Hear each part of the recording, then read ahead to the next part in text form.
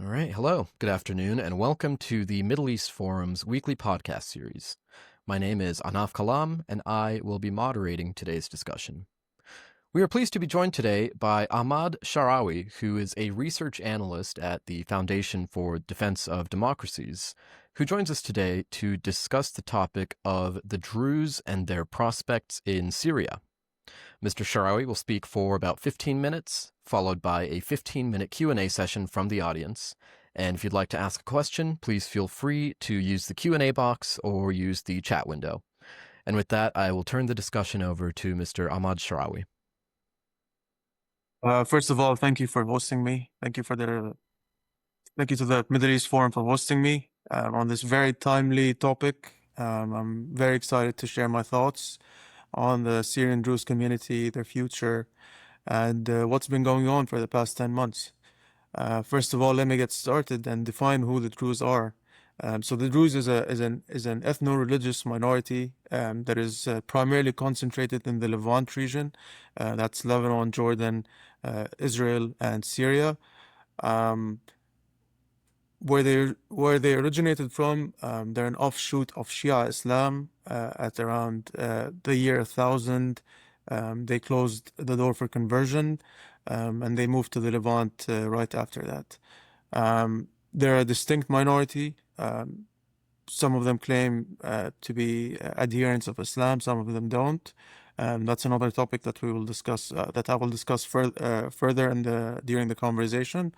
But they've played an essential role in the nation building in all especially in Israel, Lebanon, and Syria. There's a very small community that is in Jordan. It's around 32,000, concentrated in northeast Jordan. But the majority are in Syria. There's around 700,000, concentrated in 3 or 4 different areas. A small group that is concentrated in the Idlib region. That is the area that was controlled by Hayat Tahrir al-Sham, the former jihadist coalition that was run by Syria's current interim president Ahmad Sharawi. There's a community in the Rif Dimashq region that's south of Damascus, on the outskirts of Damascus. There's a minority or a community in the Quneitra province, which borders the Golan Heights. And the majority of the Druze population inhabits the southern province of Suwaida. And it is the only province in Syria that has a Druze majority, which of course is in southern Syria, borders the Daraa province, as well as Jordan. In Lebanon, of course, there's also a community there that is mainly concentrated in central Lebanon, in the Mount Lebanon region, or the Alei Shuf mountains. Also played an important role in Lebanon's history, whether it's during the Civil War or combating Hezbollah in 2008. And of course, in Israel, the Druze community has played an essential role in the state building project. They serve in the IDF, unlike any other minority within Israel. It's compulsory service. So unlike, for example, the Israeli Arabs, who are of Muslim or Christian faith, are not obliged to serve in the IDF, but the Druze do serve in the IDF. So how is this all connected? So throughout history, as I stated, the Druze played an essential role in the creation of the new Syrian state. It was back during the French Mandate period, where a Druze leader named Sultan Bashar al-Atrash launched the revolt against the French. And following that, members of the Druze community served in the government as prime ministers, as ministers of defense, and army chief commanders, primarily in the period between the 50s and the 60s. But that doesn't mean it wasn't turbulent for the Druze. For example, Syrian president in the 50s, Adib al-Shishakli, actually waged a war against the Druze in southern Syria, and he was eventually killed by a Druze in Brazil. So the relationship between the state and the Druze has not always been positive. Again, there was multiple violent episodes throughout the years against this community. Furthermore, following the Ba'ath takeover, and that's the Assad regime's takeover, primarily in 1970. So the Ba'ath regime took over power in Syria in 1963, but it was until 1970 where Hafiz al-Assad, the Syrian president, the father of the former Syrian president Bashar al-Assad, took over power and created this or mandated this corrective movement, which put him at the helm of power in Syria, is where we started to see the forming of a relationship between the Assad regime and the Druze community. Let me point out that the Suwaida region is one of the most impoverished regions in Syria, and that's because there's a lack of natural resources in the area. And this area has been severely neglected by the Assad regime throughout the years. And so throughout from 1970 until 2011, the Druze still joined the army, the Syrian army, and were part of the security apparatus of the regime. But they did not reap the benefits of this relationship, unlike other communities in Syria. And so now we've reached the point of the Syrian Civil War 2011, which of course started against the Bashar al-Assad regime following the wave of Arab uprisings in the region, whether it's Egypt, Tunisia, Libya, Yemen. And so the protests, which started in the Daraa province, which bordered the Suwaida province, they never gained traction within the Druze community. And that goes back to a belief within the Druze that they must be in line with the current government or with the current leadership. And that's of course in fear because they fear persecution, and they fear that their community will be targeted if they do join any sort of uprising. And so the Druze took a neutral stance initially, while the Assad regime resisted any sort of uprisings and protests within Syria. And so when the Syrian Civil War became sectarian, and there became a sectarian nature to it, the Druze were forced in order to create their own militias in order to defend themselves. And that's when we started seeing militias from Iraq coming in, Islamist militias emerging, mainly the Islamic State, but also not forgetting Jabhat al-Nusra, which was Al-Qaeda's affiliate in Syria, and of course the group where Ahmad Sharawi, the current president, emerged from. And so the Druze were forced to create their own militias, not to fight against the Assad regime, but to defend their communities from any persecution because of their ethnic makeup. And so throughout that period, we saw multiple attacks against the Druze community. Back in 2018, there was an offensive led by the Islamic State against Suwaida, where more than 200 members of the Druze community were killed. In 2015, we saw a massacre of the Druze in Idlib province, in the Qalb Lawze province, or Qalb Lawze village, from Jabhat al-Nusra militants. And that's also essential in order to understand the current dynamic between the Druze and the current leadership, but I'll get to that later. Of course, as I stated, Suwaida was one of the most impoverished regions in Syria. And so throughout the civil war, they started seeing less investments and less infrastructure and more alienation from the central government in Damascus. And thus, they started protesting against the Assad regime in what was called the Suwaida Hirak, or the Suwaida movement against the Assad regime. And so we started seeing these daily protests demanding freedom, demanding the downfall of the Assad regime. And we started seeing more of an autonomous nature in Suwaida, one where the central government does not have a strict hold over the territory in that area. And of course, that situation finally finished with the fall of the Assad regime back in December 2024. And of course, we saw Druze militias take part in the liberation of Damascus alongside other militias in southern Syria. But that was also the start of a very tense relationship with the new government in Damascus. And let me just talk about the communal relationship within Suwaida and within the Druze community. So unlike other minorities in Syria, the Druze lacked a political leadership, as in they did not have any official political parties. that represented them, and thus their political voice was represented by the religious leaders. And in Suwaida, or in the Druze community, there were three spiritual leaders at the time of the fall of the Assad regime. One of them is Hikmat al-Hijri, the second is Hamoud al-Hannawi, and the third is Yusuf al-Jarbour. And of course, these all three figures play an important role in dictating the future of the community, how the community should respond to the recent developments, and they basically are in charge of the community's future. And so, with the fall of the Assad regime, we saw a divergence within the spiritual leadership. Of course, Suwaida initially resisted integration. And on December 29th, so 4 weeks after, or 3 weeks after the fall of the Assad regime, we saw Syrian forces affiliated with the Ahmad Sharawi regime try to enter Suwaida, and they were essentially kicked out from the province because they did not coordinate with the Druze leadership. And that's where we saw the first tense example between the two parties.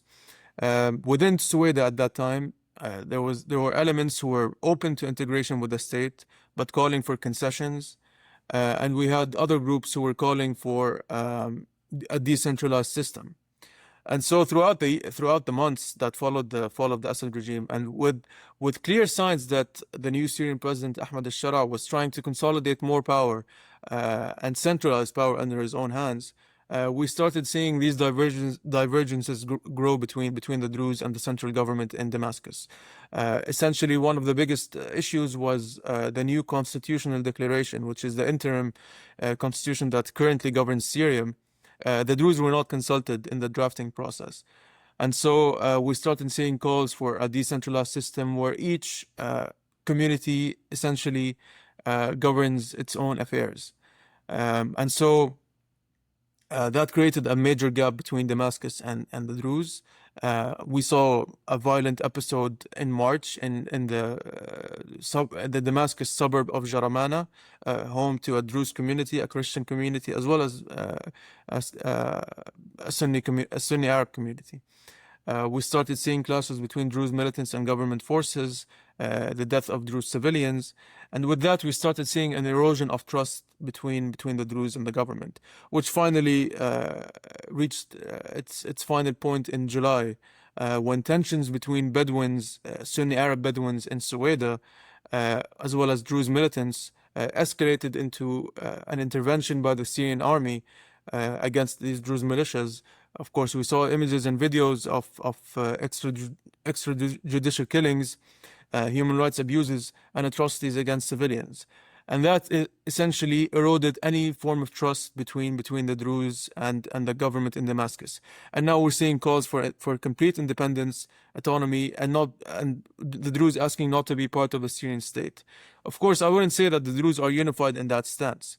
Of course, as I stated before, there's been divergences within the community itself in terms of how they see their relationship with Damascus, with groups open to integration and others that are not.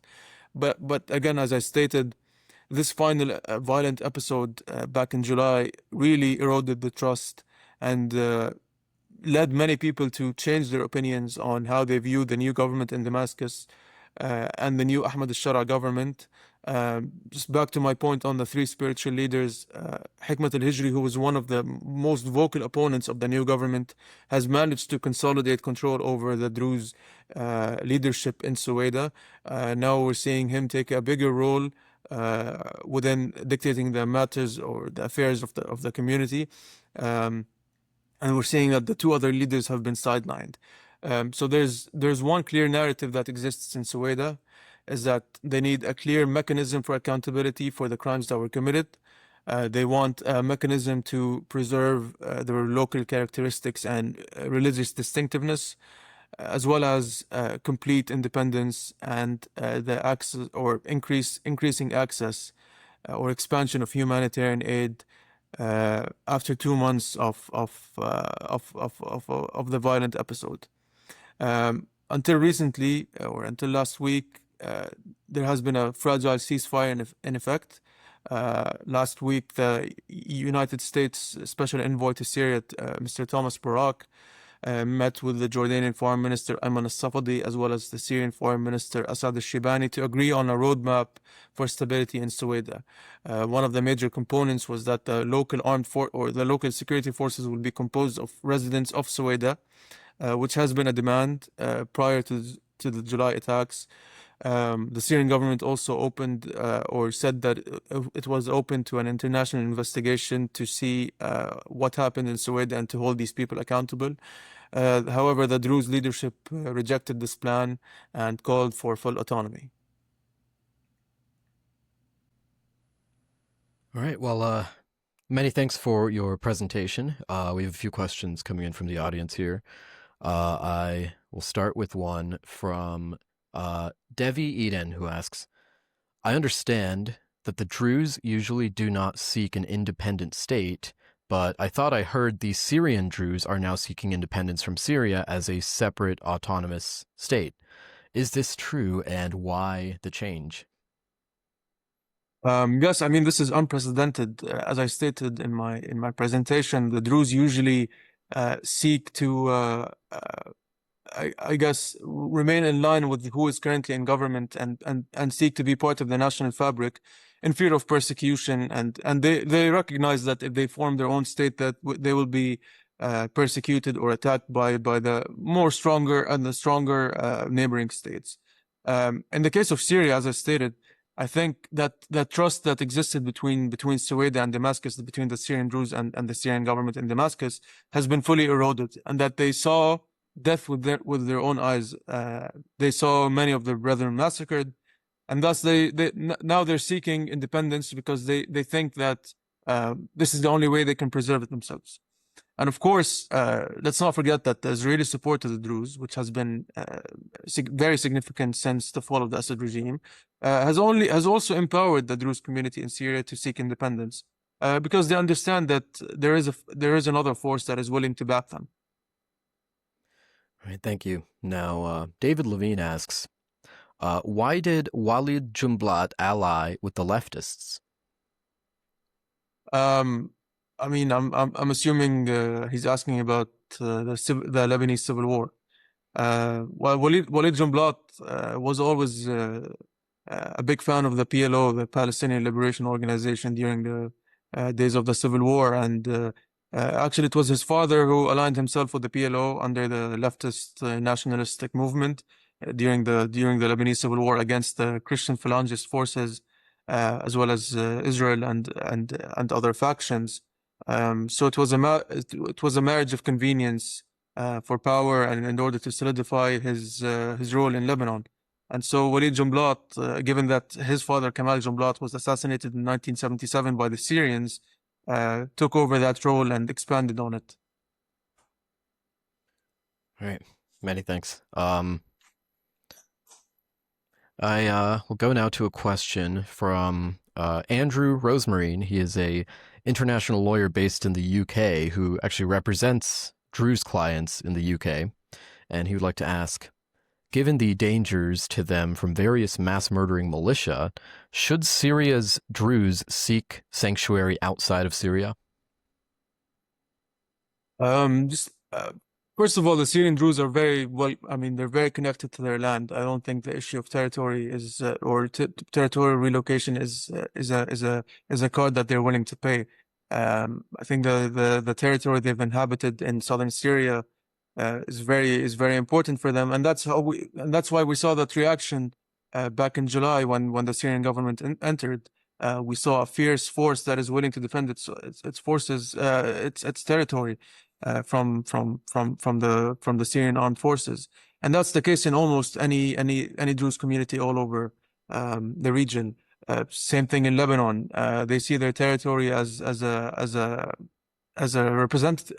representation of their identity, and thus, I mean, this exists in most Arab cultures. Ceding territory is seen as a sign of weakness, and I guess an important loss that might resemble even the loss of honor. So I don't think, I don't think that's realistic. I think what they're seeking right now is more protection and trying to solidify their own territory from any outside force. Okay, thank you.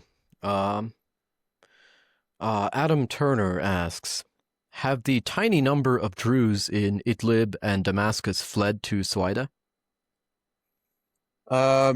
Actually, the community in Idlib has maintained the presence.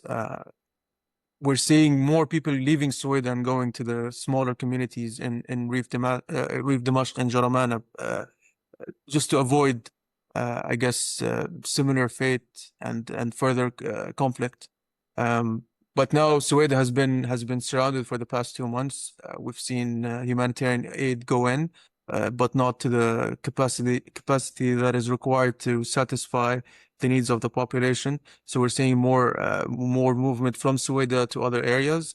But I mean, this is an important question because if the Druze manage to create an autonomous region within southern Syria, it will be interesting to see if other Druze community how the other Druze communities in other parts of Syria will react. Will they stay in their territories, or will they move to an area where they can be safe? But for now, given that the future is still uncertain and that there is no roadmap for stability, we're seeing the opposite happen and more people going to areas where there's a lesser chance of violence in the near future. All right, thank you. Now, I know the topic of this discussion is the Druze in Syria, but we have a question from Martin Weinstein who asks, what is the position of the Lebanese Druze? Actually, Wali Jumblat has been critical of the Druze leadership in Suwaida, saying that they're separatists who have aligned themselves with Israel. And that's an interesting distinction because it's the first time we see, it's not actually the first time, but we're seeing signs of division within the Druze communities across borders. So Jumblat has been actively working with the new Syrian president Ahmad Sharawi in order to fix the situation in Suwaida without taking the route that, for example, someone like Hikmat al-Hijri took, and that's calling for independence. The Druze in Lebanon have been, I guess, I mean, the Druze leadership in Lebanon has been actively critical of the Druze leadership in Syria or in Suwaida.